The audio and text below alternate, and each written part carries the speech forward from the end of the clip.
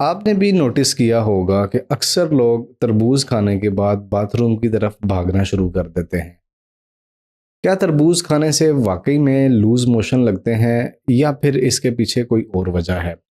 आज हम इस वीडियो में जानेंगे तरबूज खाने से आपकी बॉडी में क्या चेंजेस आती हैं और तरबूज खाने से क्या वाकई लूज मोशन लगते हैं। इसको हम ब्रेक करेंगे।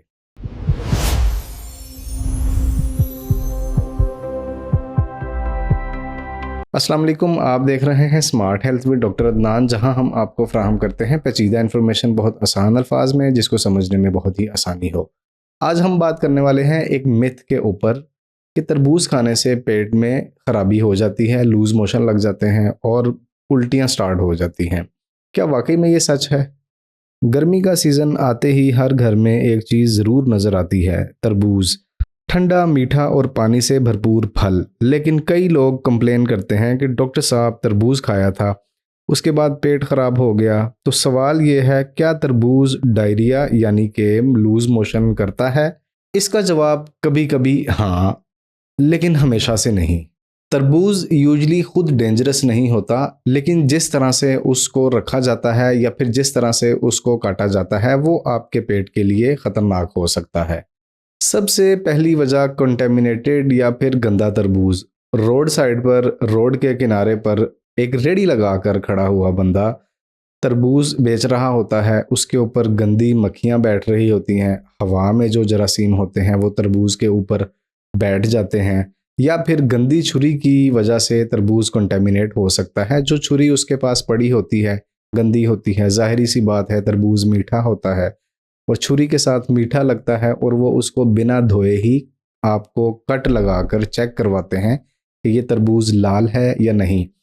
मोस्टली आप लोग पसंद करते हैं कि तरबूज रेड होना चाहिए और मीठा होना चाहिए और पानी से भरा हुआ होना चाहिए। तो जब गंदी छुरी उस तरबूज को कट लगाती है, आपको दुकानदार चेक करवाने के लिए कि ये रेड है या नहीं, तो वो तरबूज कंटेमिनेट हो जाता है। जो बैक्टीरियाज उस छुरी के साथ लगे होते हैं या उसके ऊपर बैठे हुए होते हैं गंदे इन्वायरमेंट की वजह से, वो तरबूज के अंदर चले जाते हैं। तो जब आप घर जाते हैं तो तरबूज को आप पानी से ऊपर से तो वॉश कर लेते हैं, लेकिन उसके अंदर जो कंटेमिनेशन हो गई है जरासीम की, उसकी वजह से आप उसको अंदर से नहीं धोते हैं और खाना शुरू कर देते हैं फ्रिज में रखकर थोड़ा सा ठंडा करने के बाद।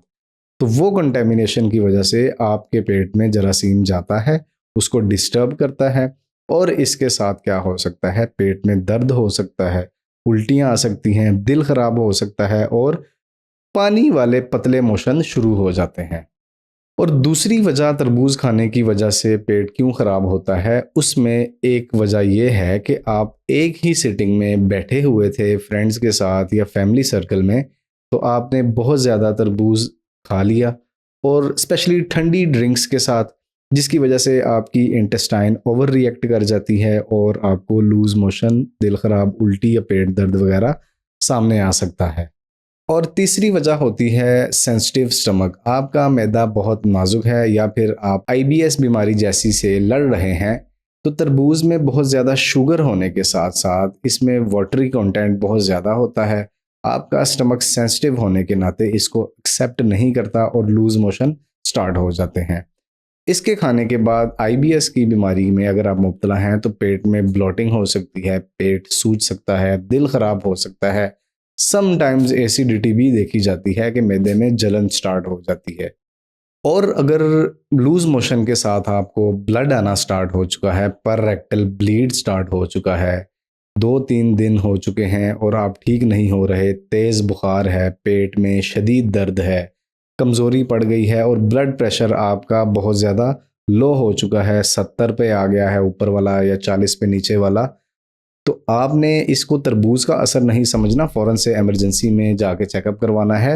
हो सकता है कि इन्फेक्शियस डायरिया आपके अंदर मौजूद है और इसकी वजह से आपके गुर्दों पर भी असर आ सकता है।